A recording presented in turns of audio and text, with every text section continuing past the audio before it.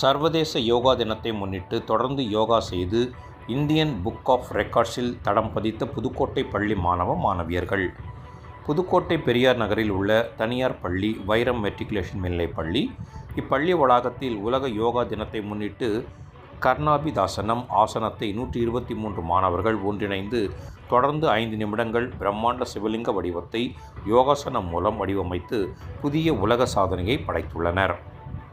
பள்ளி மாணவ மாணவியர்களின் இந்த அரிய முயற்சியை இந்தியன் புக் ஆஃப் ரெக்கார்ட் அலுவலக தேர்வாளர் மஞ்சுநாத் மாணவ மாணவியர்கள் இந்த யோகாசனம் புதிய சாதனையை அங்கீகரித்து பள்ளிக்கு உலக சாதனை சான்றிதழை வழங்கி பாராட்டினார்.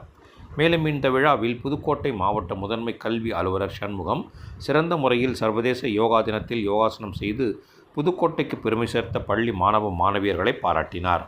சர்வதேச யோகா தினத்தில் புதுக்கோட்டை தனியார் பள்ளியில் மாணவ மாணவியர்கள் சிவலிங்க வடிவில் யோகாசனம் செய்து இந்தியன் புக் ஆஃப் ரெக்கார்ட் புத்தகத்தில் இடம்பெற்று புதுக்கோட்டைக்கு பெருமை சேர்த்த மாணவ மாணவியர்களை பெற்றோர்களும் ஆசிரியர்களுக்கும் வாழ்த்து தெரிவித்தனர்.